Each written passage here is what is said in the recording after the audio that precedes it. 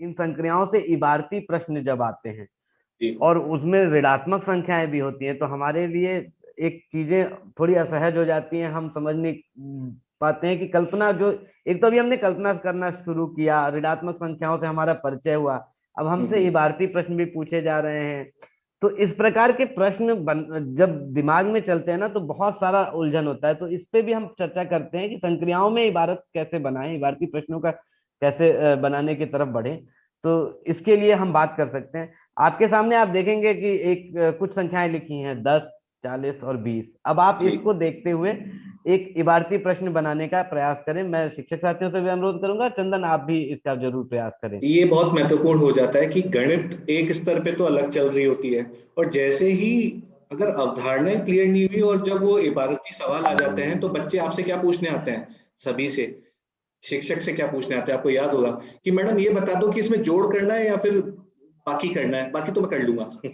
यानी आपने सुना होगा ये बच्चों से, हमारे अनुभव है ये बच्चों के साथ, कि आप ये बता दो कि इसमें गुणा होगा कि भाग होगा, बाकी मैं कर लूंगा। कि वो संक्रियाओं तक तो पहुंच चुका है लेकिन उसको दैनिक जीवन से ना तो जुड़ा हुआ, ना वो उस समस्या को समझ पाया।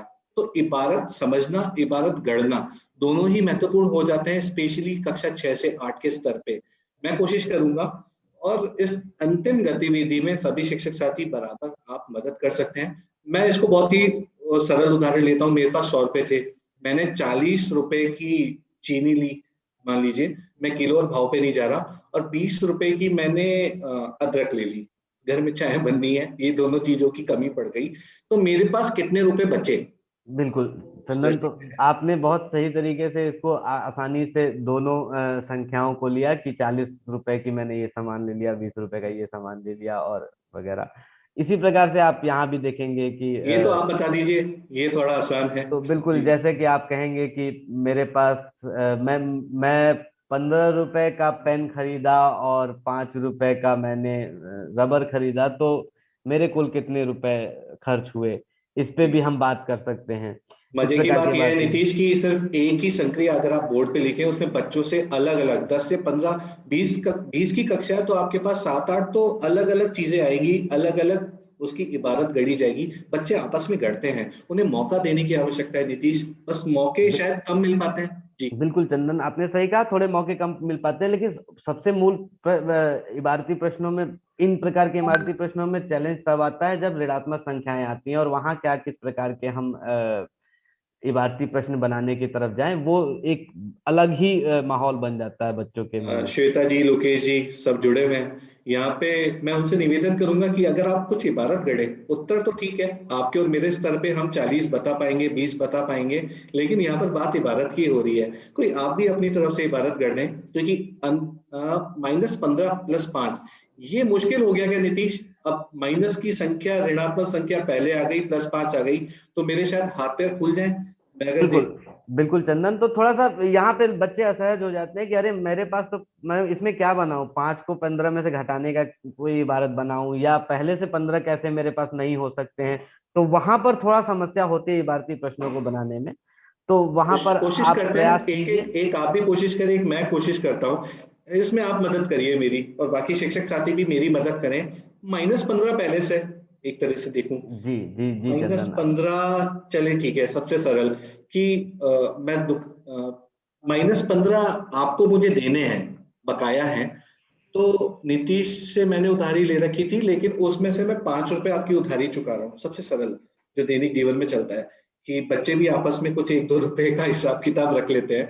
तो 5 रुपए मैंने दिए, अब मेरी कितनी उधारी बची, मैं अभी भी ऋण में हूँ। जी बिल्कुल बिल्कुल सही कहा चंदन आपने, ये इस प्रकार के इबारती प्रश्न बन सकते हैं। और भी कई एग्जाम्पल हैं, जैसे कि आप कहें कि आप एक ऐसी इमारत में है जो जो ग्राउंड फ्लोर से 15 माले नीचे आप हैं, और उसके बाद आप 5 माले ऊपर आते हैं, तो अब आप कौन से माले पे हैं, इस प्रकार के भी प्रश्न पूछे जा सकते हैं। हाँ, लेकिन दैनिक जीवन में बच्चा बोलेगा, जी मार साहब ये बताओ, 15 माले नीचे वाली बिल्डिंग तो घुमा के लाओ। बिल्कुल जयपुर राजस्थान में तो नहीं देखी। जी, हाँ तो काफी इस प्रकार के सवाल इबारती प्रश्न बनते हैं। जी और भी सवाल होते हैं, जैसे आप देखेंगे कि जब ऋणात्मक संख्याओं का लगातार उपयोग होने लगता है, कई बार उपयोग होने लगता है, तो वहां थोड़ी और ज्यादा असहजता होती है कैसे इबारत बनाए। तो इस पे भी हम चर्चा करते हैं। मान लीजिए आपके पास एक ऐसी संख्या आती है जिसमें 3 बार तो नेगेटिव नंबर होते हैं, 3 या 4 बार, और फिर एक जी, दो बार पॉजिटिव नंबर आ जाते हैं। तो उसके इबारत आप कैसे बनाएंगे, इस पर चर्चा करने की कोशिश एक करते तो हैं। जवाब आया है, परमजीत जी ने उसे और गणितीय संक्रियाओं का रूप दिया है कि भैया जोड़ और बाकी क्या है, अलग अलग नहीं चलते। कक्षा में उन्हें अलग अलग पढ़ाया भी नहीं जाता। जोड़ और बाकी अंतर संबंध होता है। और उसकी तरफ इशारा किया है परमजीत जी ने कि 100 जोड़ -40 जोड़ -20, इस तरह की संक्रियाएं बच्चों के सामने आती हैं। इसलिए जब बच्चे आगे बढ़ते हैं, प्लस माइनस माइनस करते हैं, प्लस माइनस माइनस प्लस करते हैं, इंटीजर्स में विशेषकर ये बात होती है, तो वो क्यों होती है इस पे भी खासा चर्चा की जाए।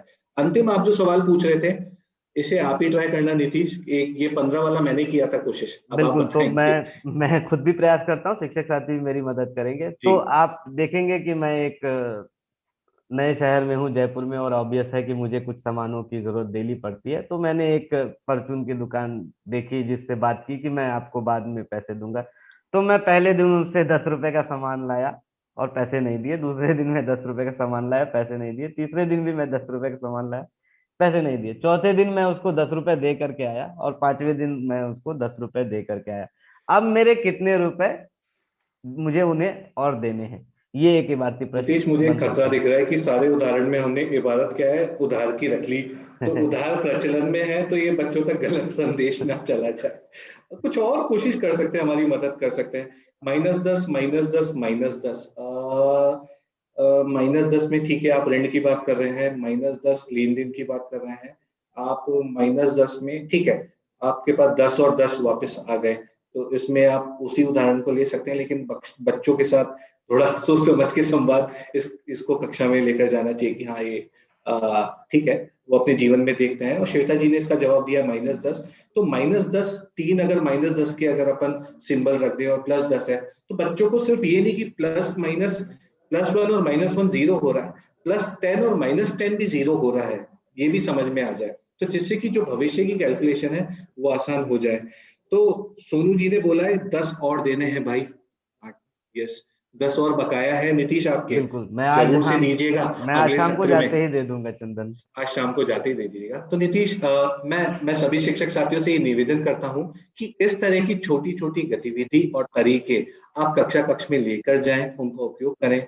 किताबों में बहुत कुछ दे रखा है, लेकिन उससे पहले आप इन गतिविधियों को लेकर कक्षा कक्ष में जाएं।